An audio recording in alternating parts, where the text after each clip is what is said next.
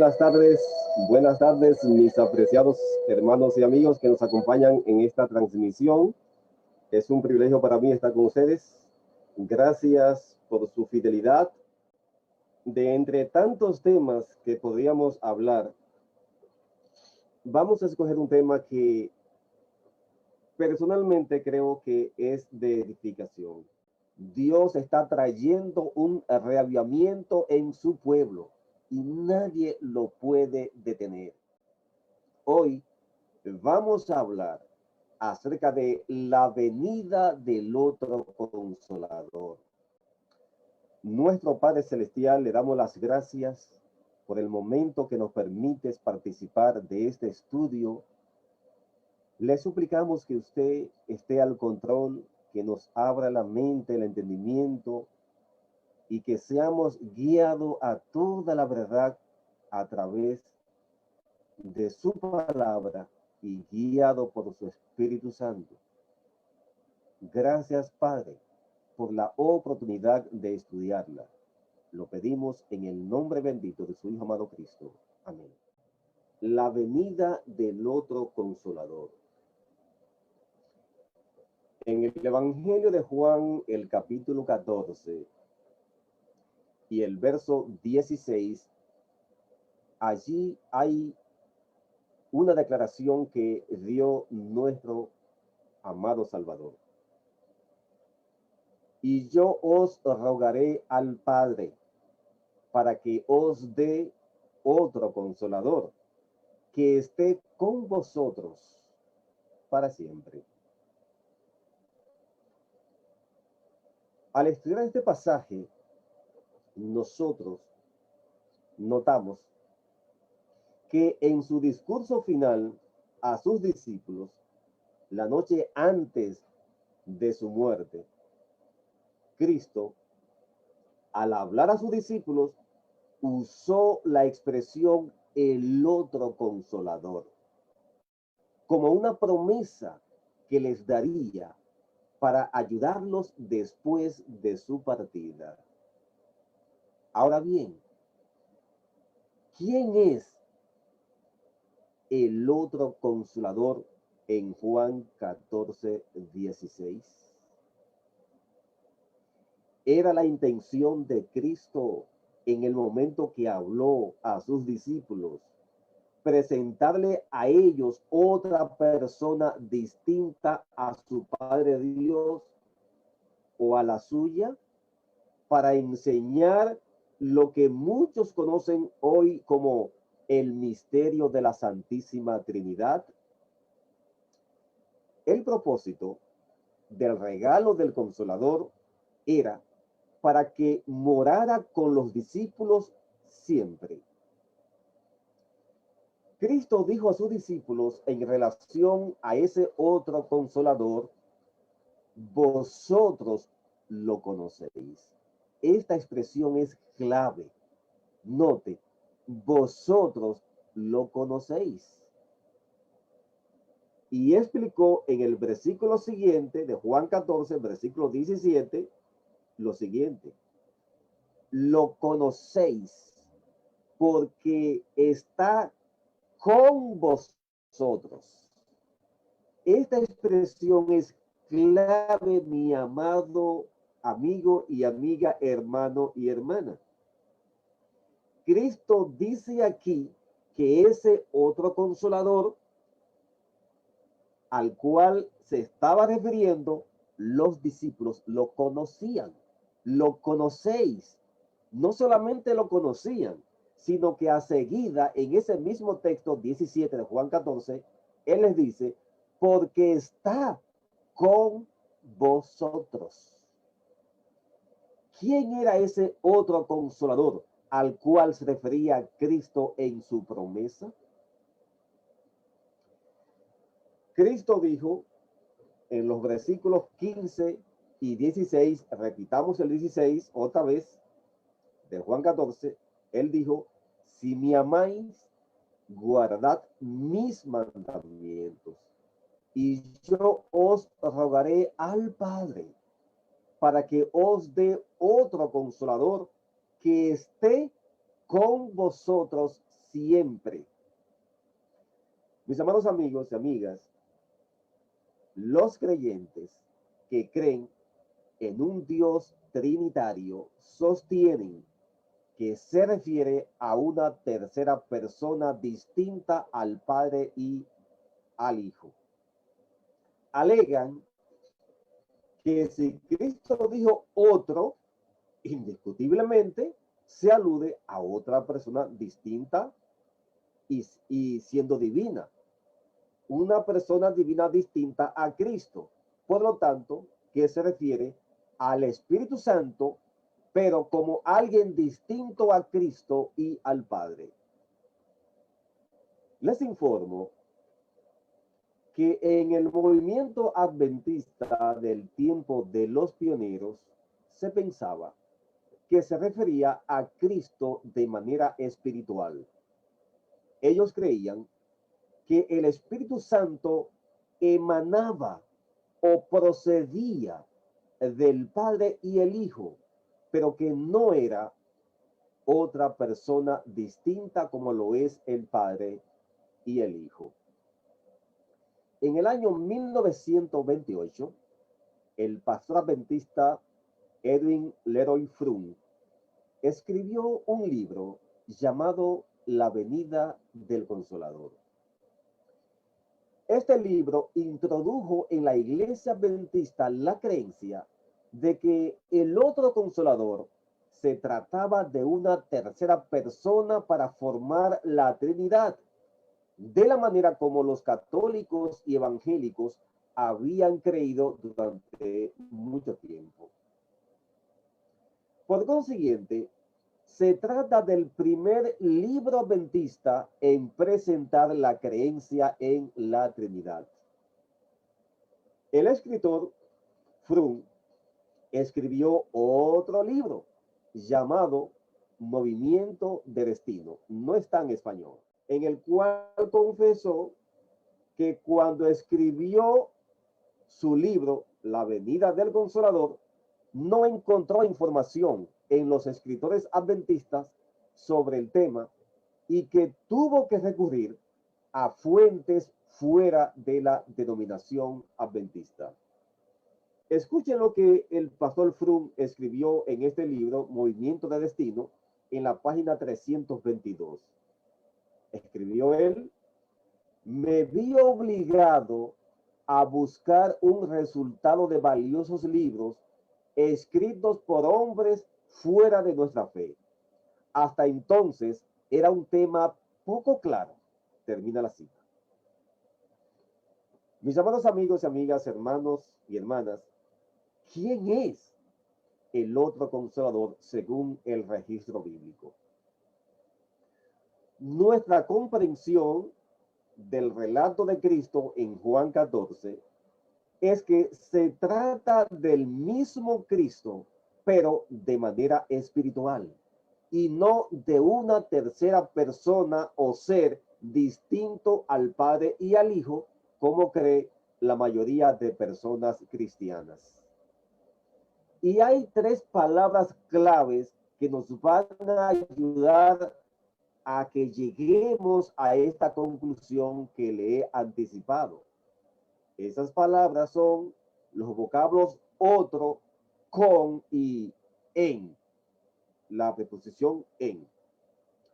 Cristo había dicho a los discípulos, vamos a leerlo otra vez, en Juan 14, 16 y 17, lo siguiente: y yo os rogaré al Padre para que os dé otro consolador que esté con vosotros siempre, al Espíritu de verdad, a quien el mundo no puede recibir porque no le ve ni le conoce, pero vosotros le conocéis porque está con vosotros y estará en vosotros. La pregunta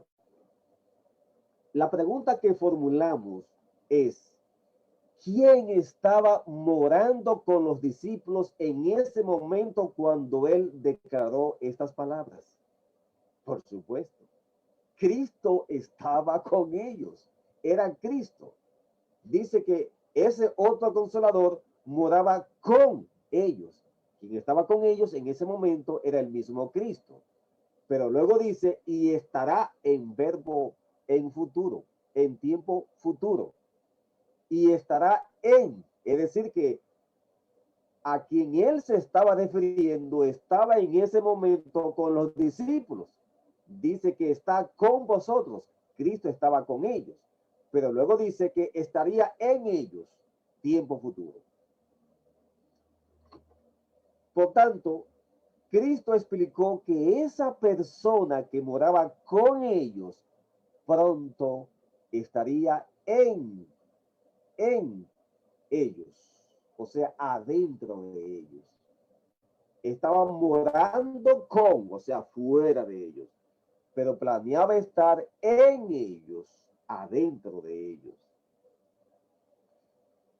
Vista esta verdad con claridad de que Cristo era quien moraba con ellos y planeaba estar en ellos, vemos que se trataba de Cristo mismo. Y ciertamente era beneficioso que el Consolador morara en los discípulos en lugar de morar fuera de ellos. Y eso fue exactamente lo que Cristo dijo poco tiempo después. Lo vamos a ver a continuación. Vea el versículo siguiente de Juan 14, versículo 18. Espero que usted me siga con su ejemplar de la Biblia. Juan 14, 18. Yo estoy utilizando la Nueva Reina Valera. Dice, no os dejaré huérfanos, volveré a vosotros. Note lo siguiente. Si se hubiera tratado de otra persona distinta a él mismo, Cristo jamás pudo haber dicho volveré, sino que hubiera dicho o hubiera expresado volverá en tercera persona y no en primera persona del singular como aparece, volveré a vosotros. Pero, ¿por qué Cristo usaría el término otro al referirse al Consolador, siendo que ya hemos visto que se trataba de él mismo? La palabra griega para otro es el vocablo griego alos. Y en el diccionario Strong's aparece bajo el número 243. Y según este diccionario, muy conocido entre los cristianos y los estudiosos de la Biblia, dice que significa el término alo, o sea, otro, que significa de otra manera, diferente, de otra parte. Y según el diccionario conciso griego-español del Nuevo Testamento, en la página 8, es un diccionario bien sencillito, pero bien condensado, dice este diccionario, repito, el diccionario conciso griego-español del Nuevo Testamento, página 8, dice que quiere decir otro, en adición, diferente. Fíjense, diferente. Y ya vimos que el Strong dice que significa también de otra manera. Esa palabra es clave, esa expresión, de otra manera, diferente. La palabra alos fue traducido otro en este verso de Juan 14, 16. Cuando dice otro consolador, es el término, repito, alo, otro.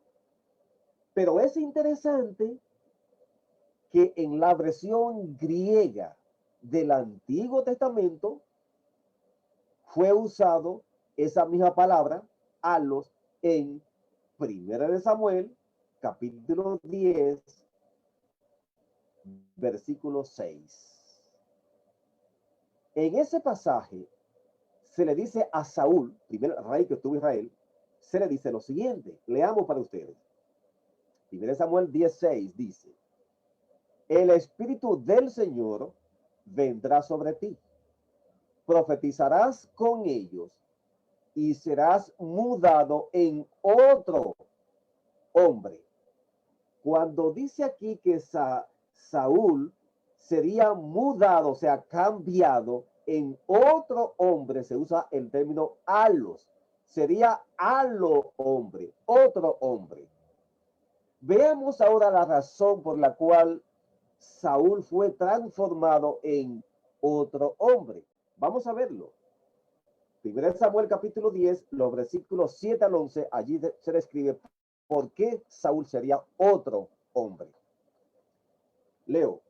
Y cuando te hayan venido estas señales, haz lo que quieras, porque Dios está contigo. Después bajarás ante mí en Gilgal, entonces descenderé yo a ti para sacrificar holocaustos e inmolar víctimas pacíficas. Espera 7 días hasta que yo llegue y te diga lo que has de hacer. Apenas Saúl volvió la espalda para separarse de Samuel, Dios le cambió el corazón. Y todas esas señales sucedieron en ese día. Cuando llegaron al collado, salió la compañía de profetas que venía a encontrarse con él. Y el Espíritu de Dios descendió sobre Saúl y profetizó entre ellos. Los que lo conocían vieron que profetizaba con los profetas y decían, ¿qué le ha sucedido al hijo de Cis? ¿Saúl también entre los profetas? Termina la cinta. Amigos y amigas, Saúl se volvió a lo hombre, otro hombre, de otra manera, porque él nunca había tenido esa experiencia. O sea, la de recibir el Espíritu de Yahweh, el Espíritu de Dios, y la de profetizar. Pero seguía siendo el mismo Saúl, de carne y hueso, aunque con una nueva experiencia, una experiencia que jamás nunca él había conocido. Por eso Saúl fue cambiado en otro hombre, por la nueva experiencia que había adquirido. De igual manera, así como Saúl se volvió otro hombre porque él nunca había tenido la experiencia de recibir el Espíritu de Dios y de profetizar, pero siguió siendo la misma persona, aunque con una nueva experiencia, Cristo fue otro consolador, porque ahora él había experimentado lo que era ser tentado en la carne caída de la humanidad, pero había vencido al pecado en la carne. Dice el libro de Romanos capítulo 8, versos 3 y 4, porque lo que era imposible para la ley, por cuanto era débil por la carne, Dios, enviando a su Hijo en semejanza de carne de pecado, y a causa del pecado, condenó al pecado en la carne, para que la justicia de la ley se cumpliese en nosotros, que no andamos conforme a la carne, sino conforme al Espíritu.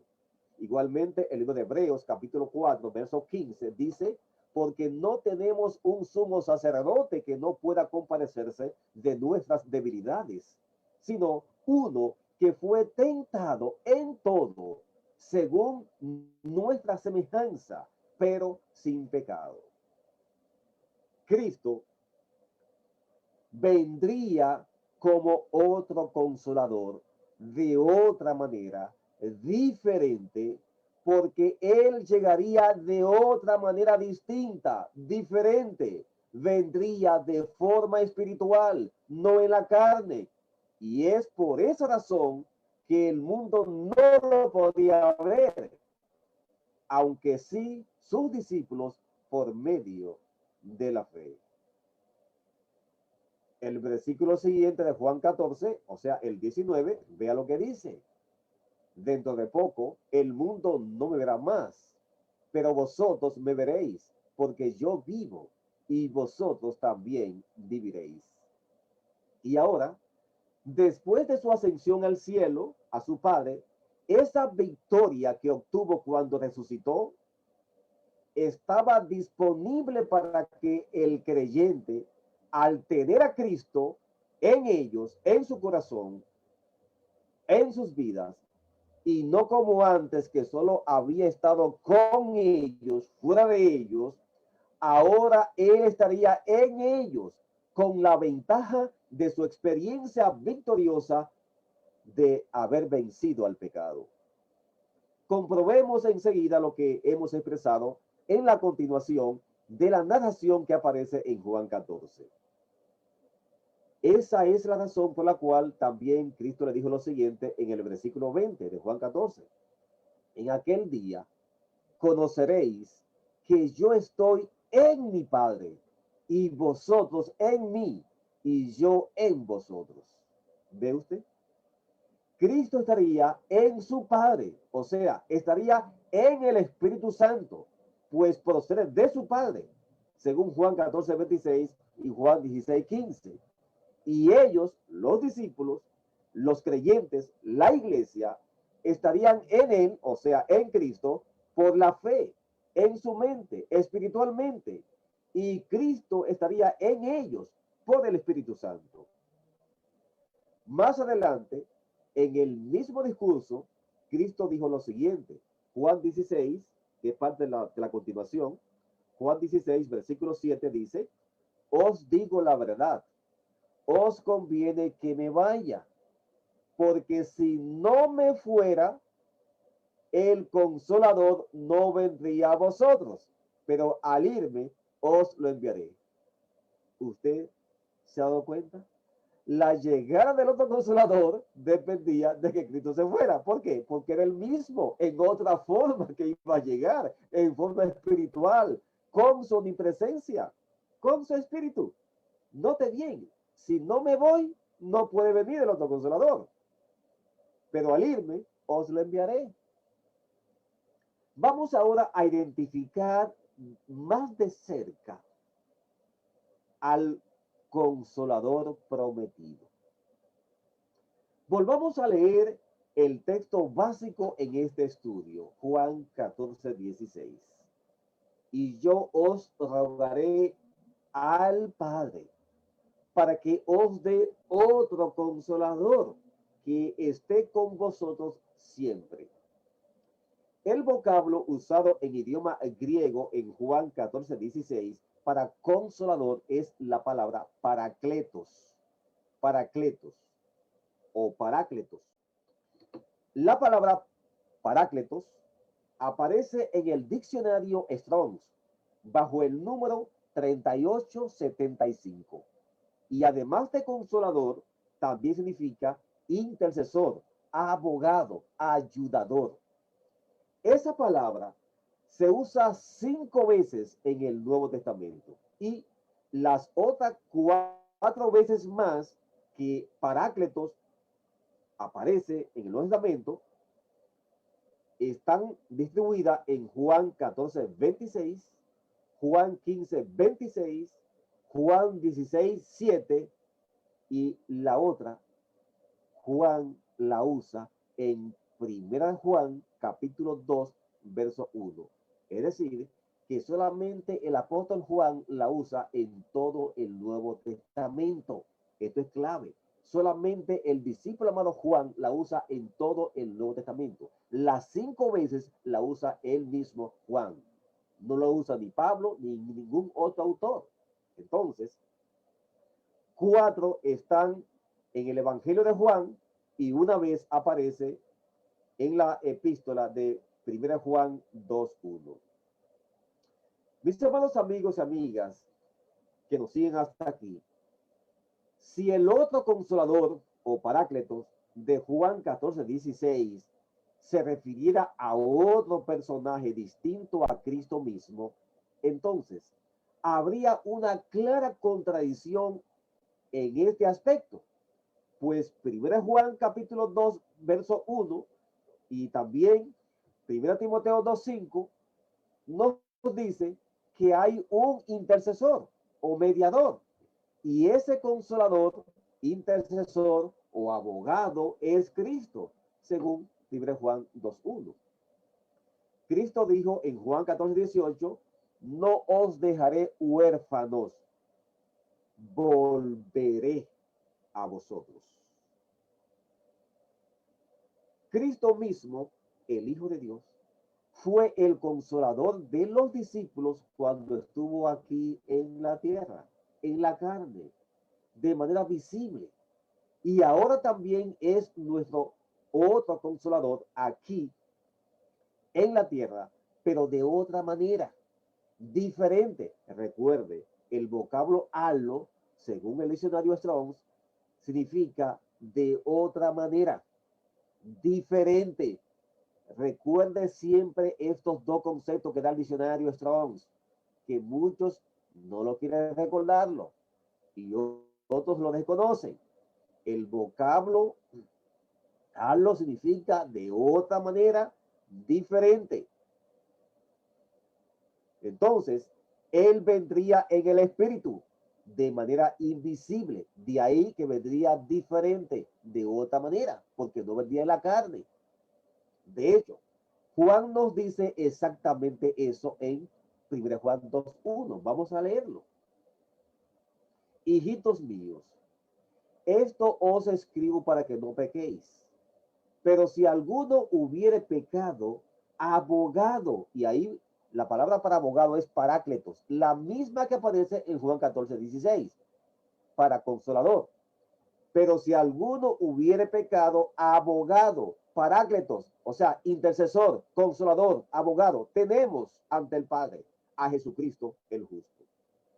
Así que el otro alos, el otro consolador, el otro parácletos es el Cristo victorioso que se había marchado al cielo, a su Padre, pero que ahora llega al creyente por su espíritu de manera invisible, para morar en nosotros de manera espiritual. El espíritu de profecía, para los adventistas, mis hermanos que lo están siguiendo, confirma que Cristo es el otro consolador. Notemos cómo el espíritu de profecía confirma que Cristo es el otro consolador.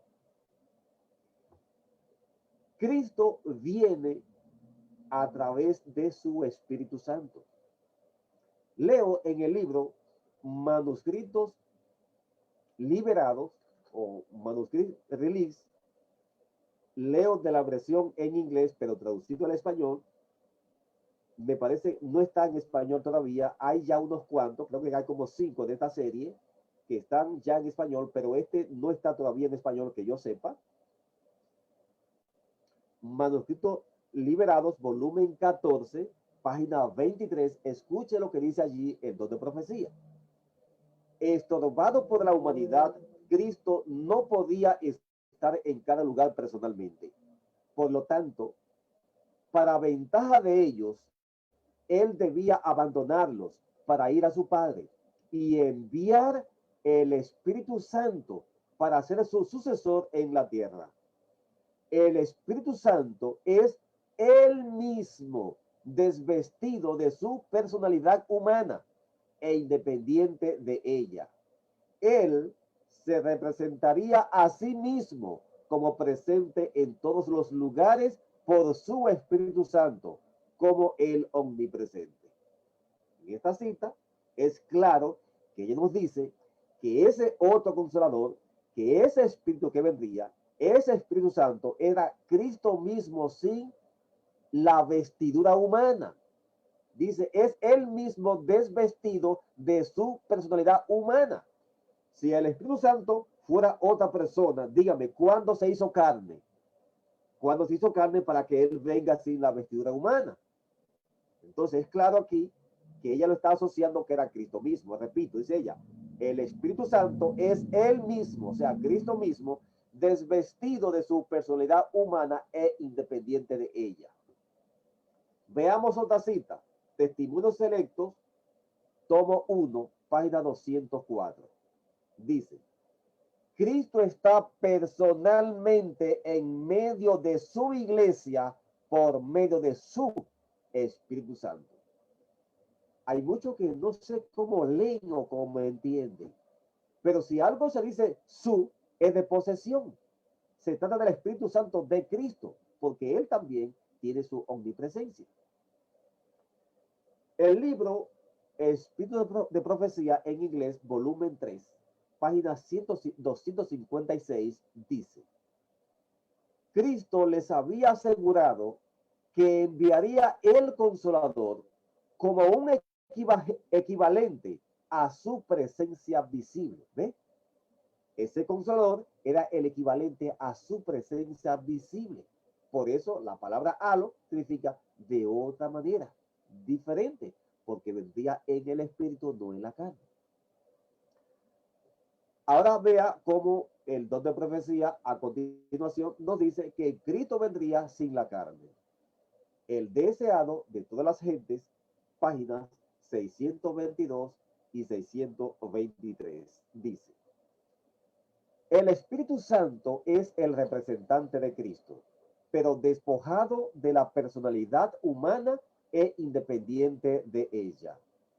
Estorbado por la humanidad, Cristo no podía estar en todo lugar personalmente. Por lo tanto, convenía a sus discípulos que fuese al Padre y enviase el Espíritu como su sucesor en la tierra. Nadie podía entonces tener ventaja por su situación o su contacto personal con Cristo. Por el Espíritu, el Salvador sería accesible a todos. En este sentido, estaría más cerca de ellos que si no hubiese ascendido a lo alto. Es casi parecida a la cita que vimos de Manuscrito Release, Manuscrito Liberado, volumen 14, página 23. Es casi la misma cita, pero es más amplia en la versión que está en inglés de este libro de Manuscrito Liberado, porque dice que era Cristo mismo sin su vestidura humana. Es claro entonces que Cristo no habló de otro distinto a él mismo, sino más bien es él mismo, obvio, en otra forma, no en la carne, pero sí en el espíritu.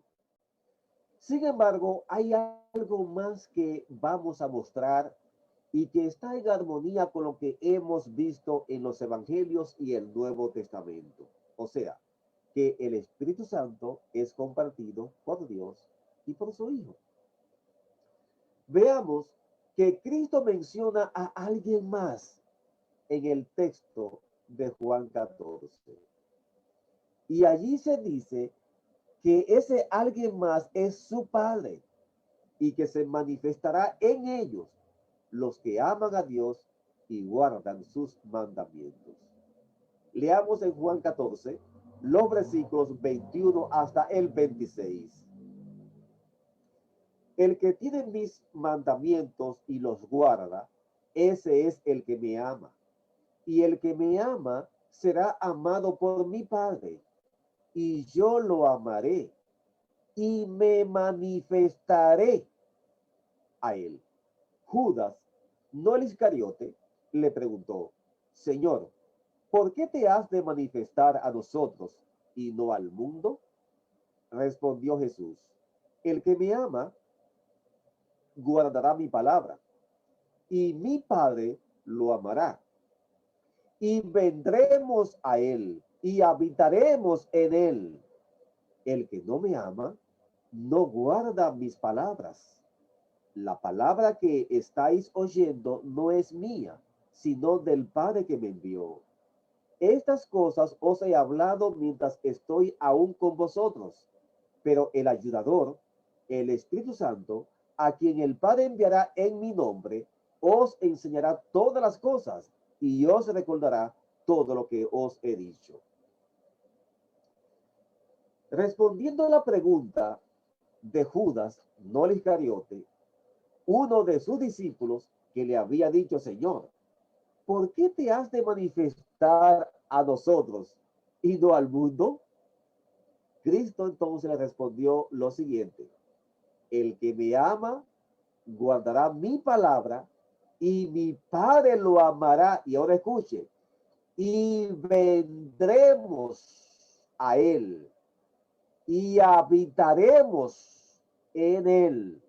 Está en plural aquí. Está hablando de su Padre y él, que vendrían en la promesa del Consolador. Aprendamos pues que Cristo, tanto Cristo como su Padre, vienen al creyente en la promesa del otro Consolador, por la sencilla razón de que el Espíritu Santo procede del Padre, según Juan 14:26 y Juan 15:26. Compruébelo allí. Dice el texto, o dicen los textos que he mencionado, más el Consolador, el Espíritu Santo, a quien el Padre enviará en mi nombre, él os enseñará todas las cosas y os recordará todo lo que yo os he dicho. Así que dice que es el Padre quien envía el Consolador. Ahora pasemos a Juan 15:26. Pero cuando venga el Consolador, a quien yo os enviaré del Padre, el Espíritu de verdad, y ahora escuche, el cual procede del Padre, él dará testimonio acerca de mí.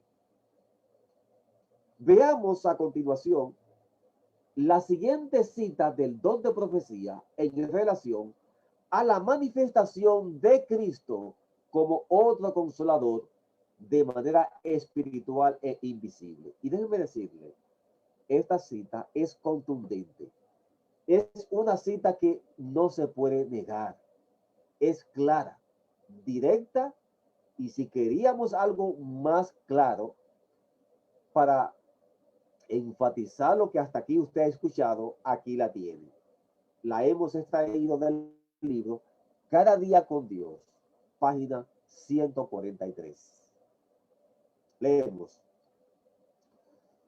Todos los que aman a Cristo serán amados por el Padre, y Él se les manifestará. En todas sus emergencias y perplejidades tendrán el auxilio de Cristo. Y ahora escuchen, que Cristo se les manifestara y que al mismo tiempo fuera invisible para el mundo, era un misterio para los discípulos. No podían entender las palabras de Cristo en su sentido espiritual. Estaban pensando en una manifestación externa y visible. No podían entender el hecho de que podían gozar de la presencia de Cristo mientras éste fuera invisible para el mundo. No podían entender el significado de una manifestación espiritual. Termina la cita. Más claro de ahí, sería demasiado pedir. Aquí el don de profecía nos dice que los discípulos al principio estaban perturbados, estaban confundidos. Ellos no podían entender una manifestación invisible de Cristo, porque ellos esperaban era una manifestación visible. Y es de ahí que uno de los discípulos de Judas decía, pero ¿cómo es esto, Señor, que el mundo no te verá y nosotros sí? Porque ellos esperaban una manifestación visible, carnal. Y entonces ahí es que Cristo le corrige. Es claro que la hermana Juan aquí está hablando de esa manifestación de Juan 14, y ella dice aquí que estaban pensando en una manifestación externa y visible, y que no podían entender el hecho de que podían gozar de la presencia de Cristo mientras éste fuera invisible para el mundo. Ellos no podían entender el significado de una manifestación espiritual. Y eso mismo ocurre con muchos teólogos, pastores, laicos y hermanos. No pueden entenderlo porque tienen un preconcepto en sus mentes. Se le ha inculcado, se le ha sembrado otra información que no coincide con la Biblia. Si el otro consolador fuera alguien distinto a Cristo, habría contradicción en la Sagrada Escritura. Porque la palabra consolador es parácletos. Y Pablo nos dice que hay un solo mediador, un solo abogado, dice Juan. Tenemos un abogado ante el Padre. No dice dos abogados, dice un abogado. 1 Juan 2:1 y 1 Timoteo 2:5. Hay un solo intercesor, ayudador, abogado, consolador. Eso es lo que significa el término parácletos en griego, consolador. Es la misma palabra que está en 1 Juan 2:1. Claramente vemos que la manifestación de Cristo era en forma espiritual, mientras que los discípulos esperaban una manifestación física o visible. Está claro, ¿verdad? Pero los discípulos entendieron después. De lo contrario, no les habrían hecho la pregunta: ¿cómo te manifestarás a nosotros y no al mundo?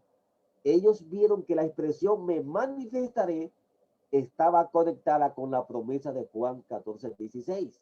Por tanto, Cristo no enseñó en esa oportunidad que el otro consolador fuese otro, en el sentido de que fuese otra persona, sino él mismo, en compañía de su Padre, de una forma espiritual invisible. Las siguientes declaraciones son también esclarecedoras. Vean lo que dice el don de profecía a continuación. Leo del libro Manuscrito Liberado, volumen 14, la página 179. No es esencial para usted saber y ser capaz de definir qué es el Espíritu Santo. Cristo nos dice que el Espíritu Santo es el Consolador, y el Consolador es el Espíritu Santo, el Espíritu de verdad, que el Padre mandará en mi nombre. Y ahora escuche lo que dice el siervo de Dios. Esto se refiere a la omnipresencia del Espíritu de Cristo, llamado el Consolador. Wow, pero qué claro está aquí. El Espíritu Santo es el Consolador, y el Consolador es el Espíritu de verdad. Y luego dice ella, esto se refiere a la omnipresencia del Espíritu de Cristo, llamado el Consolador.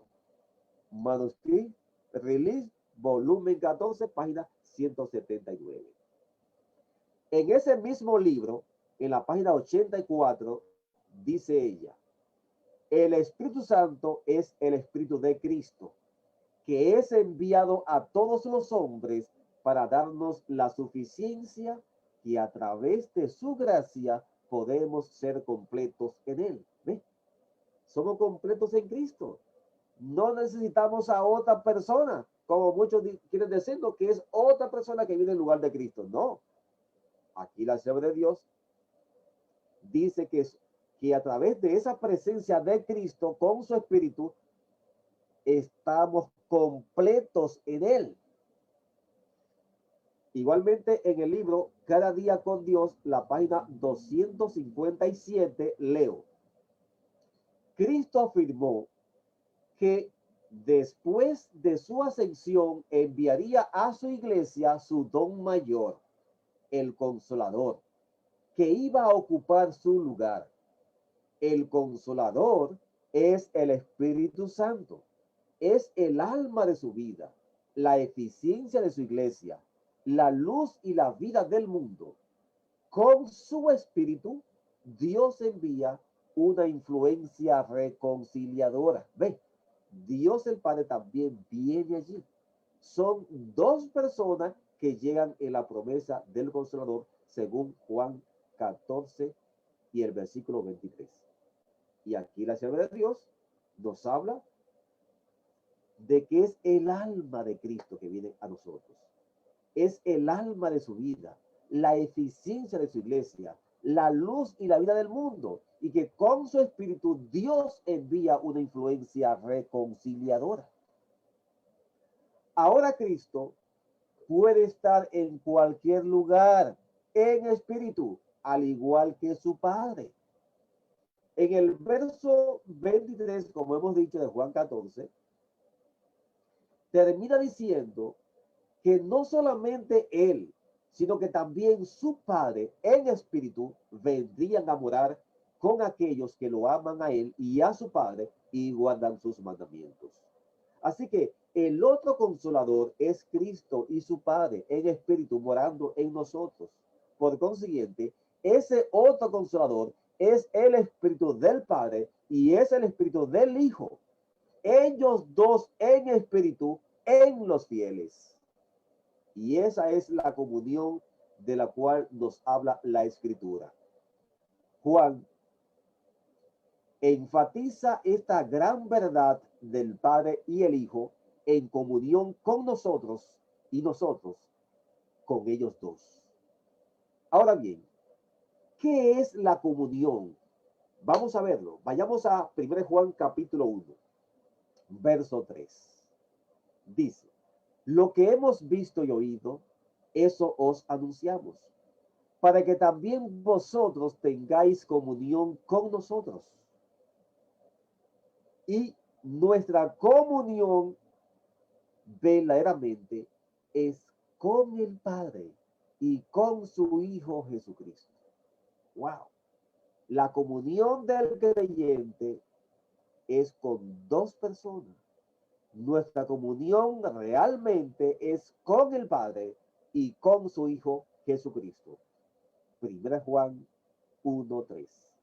La comunión allí es con dos personas, mi hermano y mi hermana.